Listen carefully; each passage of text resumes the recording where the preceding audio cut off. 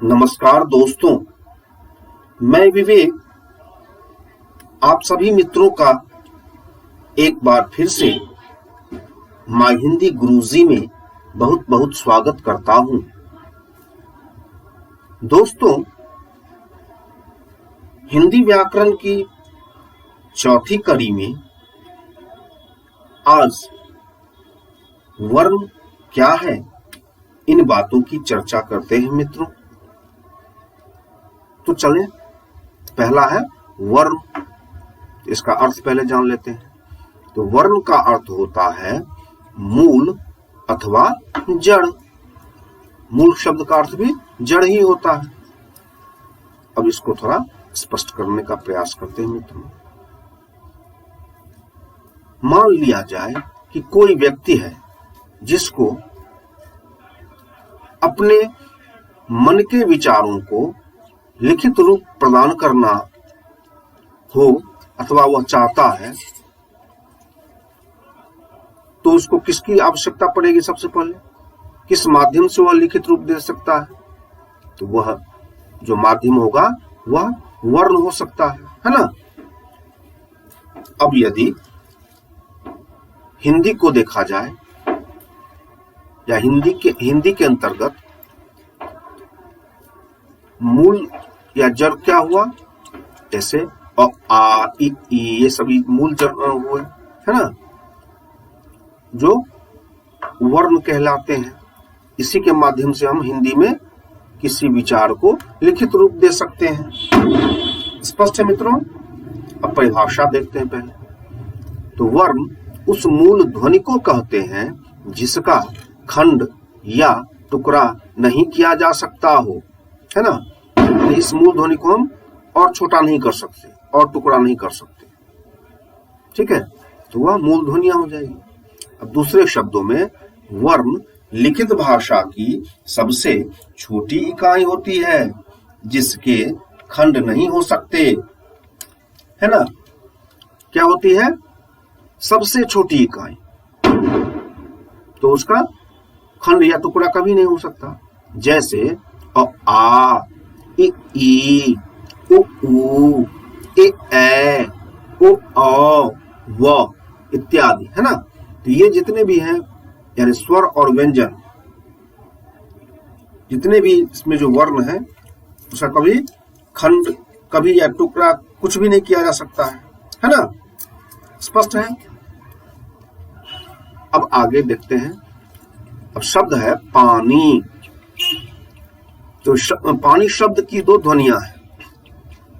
कौन कौन? पा, नौ दीर्घ का नी, है ना, पानी। अब इसका भी खंड हो सकता है मित्रों। तो इनके भी चार खंड हैं। कौन? प। तो प के नीचे जो यह चिन्ह लगा हुआ है, इसको हम हलंत कहते हैं। जब किसी वर्ण में यह चिन्ह लगा हो तो उसे हम हलंत कहेंगे, और हलंत लगने पर किसी भी वर्ण का उच्चारण आधा हो जाता है, ठीक है। तो इसका क्या उच्चारण हो जाएगा? प। तो प जोर आ तथा न जोर ई, तो मिलके क्या बना? पानी। स्पष्ट है? अब यदि प, आ, न और ई को अगर हम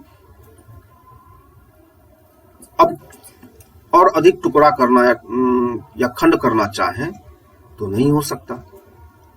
अब नीचे है नाक।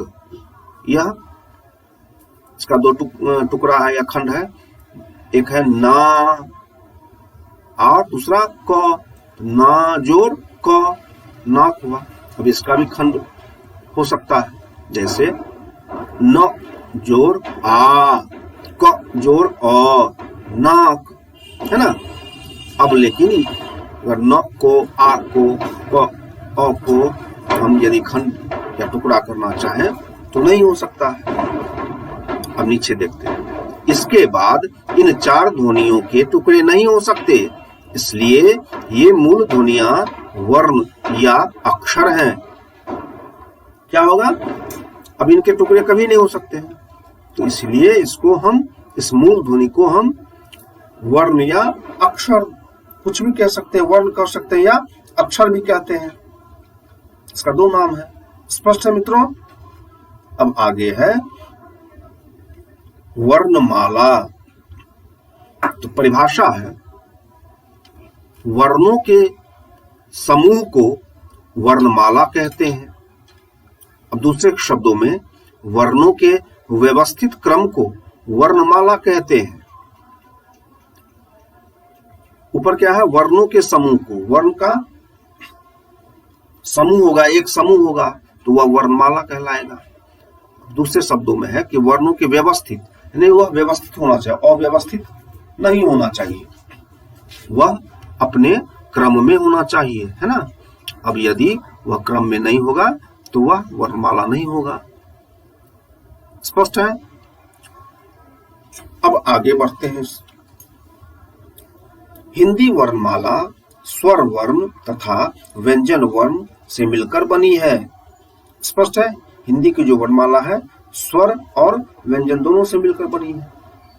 अब है नीचे, वर्णों के दो भेद होते हैं। पहला है स्वर वर्ण, दूसरा व्यंजन वर्ण। इसको देख लेते हैं। इसको दो भागों में बांटा है स्वर को। स्पष्ट है? पहला है स्वर वर्ण। तो वैसा वर्ण जिसके उच्चारण में अन्य वर्णों की सहायता न लेनी पड़े उसे स्वर वर्ण कहते हैं, है ना।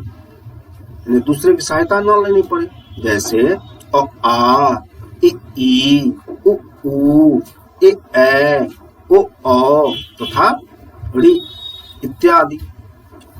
ये सभी अपने अकेले होते हैं, उनको किसी की आवश्यकता नहीं होती है, तो यह स्वर वर्ण के अंतर्गत आते हैं।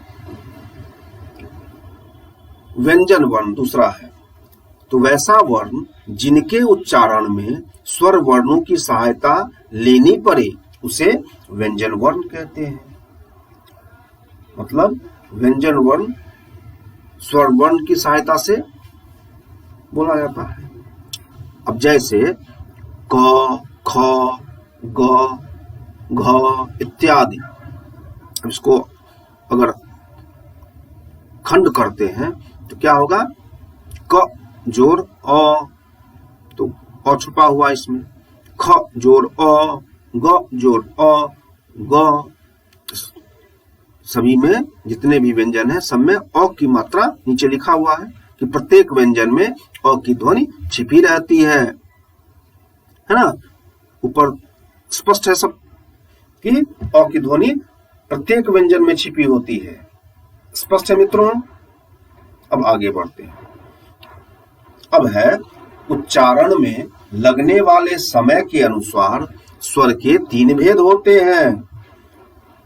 अब इसको क्या कर दिया गया? उच्चारण में कितना समय लगता है, किसी में कम लगेगा, हल्का लगेगा, किसी में थोड़ा अधिक लगेगा, इसमें और अधिक लगेगा।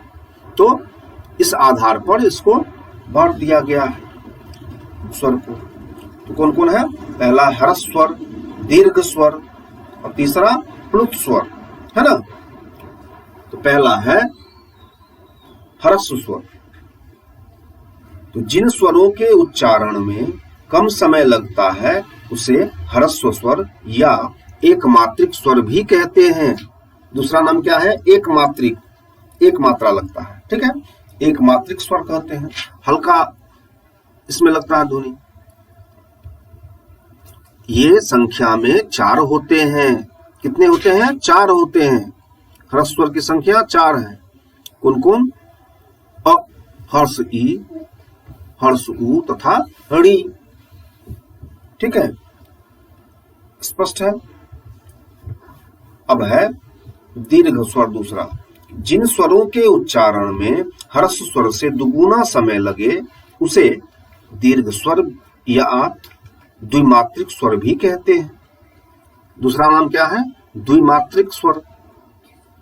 तो दीर्घ स्वर में दुगुना समय लगता है, जैसे आ, ई, उ, ए, ऐ, ओ, औ। ऊपर में क्या लगता था? अ, इ, उ, ऋ, ऐसे लगता था। अंतर आ गया। स्पष्ट है मित्रों? इसलिए से दीर्घ स्वर या द्विमात्रिक स्वर भी कहते हैं। तो द्विमात्रिक स्वरों की संख्या कितने होते हैं? 7 होते हैं। ठीक है, स्पष्ट है? अब आगे बढ़ते हैं। तीसरा है प्लुत स्वर। जिन स्वरों के उच्चारण में तिगुना समय लगे उसे प्लुत स्वर या त्रिमात्रिक स्वर भी कहते हैं। इसका भी दूसरा नाम क्या है? त्रिमात्रिक स्वर।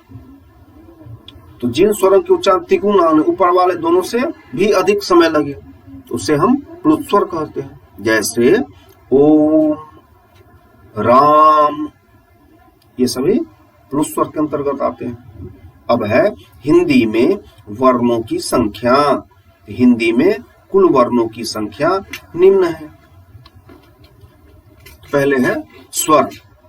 स्वर के अंतर्गत अ, आ, इ, ई, उ, ए, ओ, औ तथा ऋ स्वर की कुल आते हैं। तो इनकी कुल संख्या कितने हैं? 11 हैं।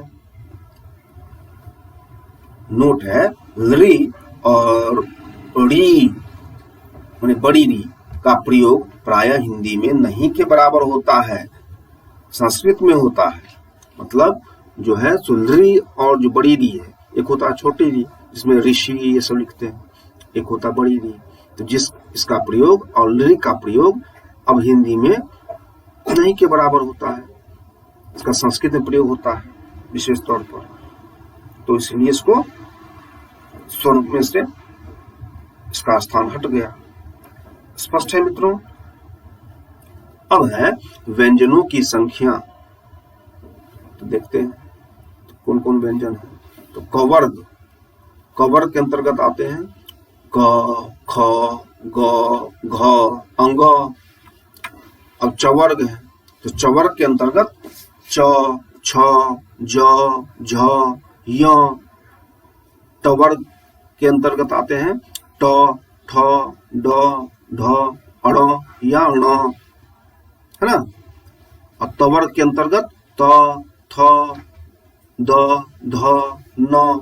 तवर्ग के अंतर्गत आते हैं। पवर्ग के अंतर्गत प, फ, ब, भ, म। ये सभी पवर्ग के अंतर्गत आते हैं। अब नीचे देखते हैं। यहां कवर्ग से पवर्ग तक स्पर्श व्यंजन है। कौन है? ये जितने भी वर्ग वाले हैं, कवर्ग वाले से पवर्ग वाले तक ये सभी स्पर्श व्यंजन है, जिसकी संख्या 25 है। ये भी ध्यान रखने वाली बात है। यह स्पर्श व्यंजन है वर्ग वाले जितने हैं, कवर्ग से लेके पवर्ग तक, और ये संख्या में 25 होते हैं। अब नीचे है य, र, ल, व। कौन कौन? य, र, ल, व। ये सभी अंतस्थ व्यंजन हैं, जिसकी संख्या 4 है। ठीक है, ये याद रखने वाली बात है। इसके बाद है ऊष्म व्यंजन। कौन कौन? तालव्य श, जिसका उच्चारण श होता है। मूर्धन्य श, उसका उच्चारण श होता है, और एक होता है ख के समान। खड़कोन, ये सभी उसका उदाहरण है। खष्ठी, है ना। षष्ठी भी बोलते हैं लोग, खष्ठी भी बोला जाता है। इसके बाद है दंत स, उसका उच्चारण स। इसके बाद ह। ये जितने भी उच्चारण हैं वो ऊष्म व्यंजन के अंतर्गत आते हैं, जिसकी संख्या 4 है। ठीक है, इसको भी ध्यान रखना है। इसके बाद है ड़ और ढ अन्य वर्ण है, जिसकी संख्या 2 है। ठीक है, अन्य वर्ण 2 है, इसको तुम याद रखना है, ड़ और ढ। स्पष्ट है मित्रों? अब है नीचे अतः कुल स्वर बराबर 11। ठीक है, जोड़ 25 है। ठीक है, तो यह क्या हो गया? 25 कौन हो गया? स्पर्श व्यंजन। 4 क्या हो गया? अंतस्थ व्यंजन। और 4 फिर क्या हो गया? ऊष्म व्यंजन। और 2 अन्य व्यंजन। अब अर्थात कुल वर्णों की संख्या 46 है। इन सभी को जोड़ेंगे तो कुल वर्ण बराबर 46 होता है। स्पष्ट है मित्रों। अब इस विशेष में दिया गया है पहला कि हिंदी वर्णमाला में उच्चारण की दृष्टि से कुल वर्णों की संख्या 46 है। अब इसको पूर्णतः स्पष्ट कर दिया गया कि हिंदी वर्णमाला में उच्चारण, यदि हम उच्चारण करते हैं किसी वर्ण का तो इसके अंतर्गत 46 आते हैं, है ना। इनकी संख्या 46 है, 46। दूसरा है लेखन की दृष्टि से, यानी लिखने, जब हम लिखते हैं तो लेखन की दृष्टि से कुल संख्या 52 है, 52 इसको कहते हैं, है ना, 52 है।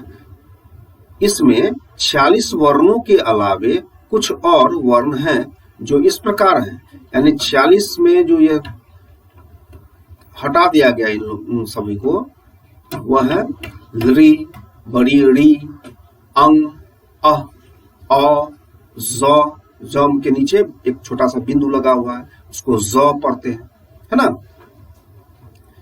तो इन सभी को जोड़ करके यहां 52 हो जाते हैं।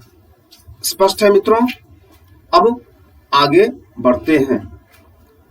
अब है व्यंजनों के भेद। व्यंजनों को निम्नलिखित 2 आधारों पर बांटा जा सकता है ना।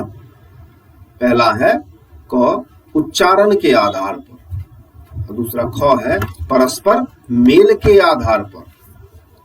अब क को देखिए, उच्चारण के आधार पर व्यंजन के 3 भेद होते हैं, है ना। उच्चारण, जब हम किसी वर्ण का उच्चारण करेंगे तो उसके आधार पर कर दिया गया है यहाँ पर 3 भेद। कौन कौन? पहला है स्पर्श व्यंजन, दूसरा ख है अंतस्थ व्यंजन, ग है ऊष्म व्यंजन।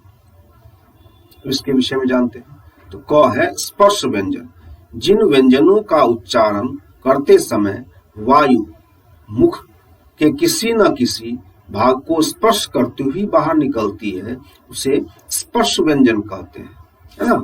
मुख के किसी भाग को वह छूती है, स्पर्श करती है, तो उसे हम स्पर्श व्यंजन कहते हैं। इनकी संख्या 25 है। जैसे कवर्ग से चवर्ग, टवर्ग से तवर्ग, पवर्ग। तो ये जो वर्ग है कवर्ग से पवर्ग, उसमें क्या होता है? स्पर्श होती है, तंत्री मुख का जो है। अब स्पष्ट है मित्रों। अब आगे बढ़ते हैं। अब है ख, अंतस्थ व्यंजन शब्द का अर्थ होता है बीच में। अंतस्थ शब्द का क्या अर्थ होता है? बीच में, है ना। परिभाषा है जिन व्यंजनों का उच्चारण स्वरों और व्यंजनों के मध्य होता है उसे अंतस्थ व्यंजन कहते हैं। स्वर और व्यंजन के बीच में होता है। इनकी संख्या 4 है। जैसे य, र, ल, व, ये सभी अंतस्थ व्यंजन के अंतर्गत आते हैं। अब ग है ऊष्म व्यंजन, जिन व्यंजनों का उच्चारण करते समय वायु मुख से टकराकर, या मतलब कि मुख में जो हम कुछ बोलते हैं मुख के द्वारा, तो उस मुख में टकराकर ऊष्मा या गर्मी पैदा करती है। क्या करती है? जब हम उच्चारण करते हैं तो थोड़ा सा गर्म हवा निकलती है। इनकी संख्या भी 4 है। जैसे तालव्य श का उच्चारण करते हैं श, है ना, तो गर्म हवा जोर से निकलता है, टकराता है। तो इसका भी उच्चारण श करेंगे या ह करेंगे। अब दंत स है तो उसको स पढ़ेंगे, ह पढ़ेंगे तो हवा जो मुंह से निकलता हुआ होता है, जिससे उष्मा या गर्मी पैदा होती है। स्पष्ट है मित्रों। अब है अन्य व्यंजन। अन्य व्यंजन क्या है? ड़ और ढ 2 अन्य व्यंजन होते हैं। यह शब्द के मध्य या अंत में आते हैं। इसको भी याद रखना कि यह जो ड़ और ढ है अन्य व्यंजन, वह शब्द के कहाँ आते हैं? तो मध्य और अंत में। अब उदाहरण है जैसे सड़क, हाड़, गाड़ी, पगड़ी, ये सब ड़ी जो आया है वह बीच में आया है या अंत में आया है। नीचे है बूढ़ा, दाढ़ी, गढ़, गाढ़ा, ये सभी अंत में आया है। स्पष्ट है मित्रों? अब आगे बढ़ते हैं। अब है परस्पर मेल के आधार पर। तो परस्पर मेल के आधार पर व्यंजन के दो भेद होते हैं। पहला है संयुक्त व्यंजन, दूसरा द्वित व्यंजन, है ना। द्वित व्यंजन इसको कहते हैं। तो पहला है संयुक्त व्यंजन। तो दो भिन्न भिन्न व्यंजनों के मेल से बने व्यंजन संयुक्त व्यंजन कहलाते हैं। यानी दो अलग अलग व्यंजन होंगे, है ना। इनकी संख्या 4 होते हैं, क्ष, त्र, ज्ञ और स्र, ये 4 होते हैं। अब जैसे क्ष कैसे बनेगा, क में हलंत लगेगा तो क जोड़ अक्ष या क्ष, तो क्या बना, क्ष का निर्माण हुआ, उससे बना शब्द क्षमता, क्षमा। अब जैसे त्र तो जोड़ र बराबर त्र का निर्माण हुआ, उससे बना त्रिशूल, त्रिकोण। अब जैसे ज्ञ का हुआ तो ज जोड़ ज्ञ बराबर ज्ञ, तो इससे बना ज्ञाता, ज्ञानेन्द्रिय। इसके बाद है स्र, तो इसका क्या बना, तालव्य श आधा श जो र, तो क्या बना स्र, इससे बना शब्द श्राप, श्रुतलेख इत्यादि। अब है दूसरा द्वित व्यंजन। तो दो समान व्यंजनों के मेल से बने व्यंजन द्वित व्यंजन कहलाते हैं। मतलब दो समान, वहां पर ऊपर में क्या था, दो अलग अलग व्यंजन, लेकिन यहाँ पे समान होना चाहिए। जब समान होगा तो द्वित व्यंजन कहलाते हैं। जैसे मक्का, है ना, धक्का, इसमें क्या है, क संयुक्त लगा हुआ है इसमें साथ में। जैसे मिट्टी, खट्टी, टोटो संयुक्त, दो समान वर्ण लगे हुए हैं, या व्यंजन लगे हुए हैं, है ना। जैसे सज्जा, लज्जा, इसमें भी समान है लगा हुआ, दो। सच्चा, बच्चा, यह सभी समान व्यंजन लगे हुए हैं, अलग अलग नहीं है ना।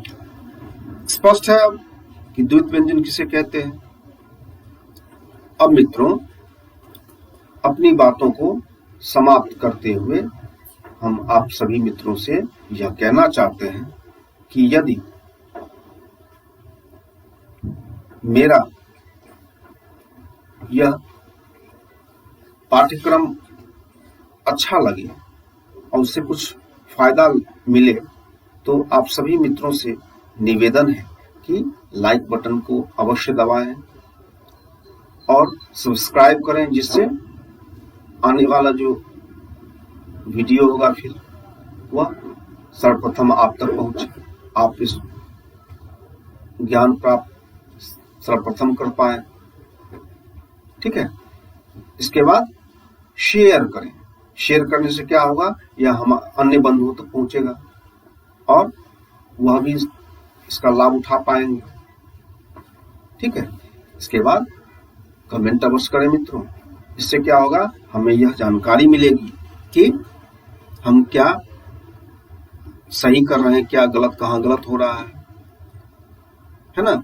क्या आपको फायदा मिला या नहीं मिला, इन बातों की जानकारी हमें मिलेगी। तो इन्हीं बातों के साथ हम अपनी बातों को समाप्त करते हैं और ऊपर वाले से दुआ करते हैं मित्रों कि आप सभी लोग खुश रहें, आबाद रहें और आपका परिवार भी खुश रहे, आबाद रहे। धन्यवाद मित्रों।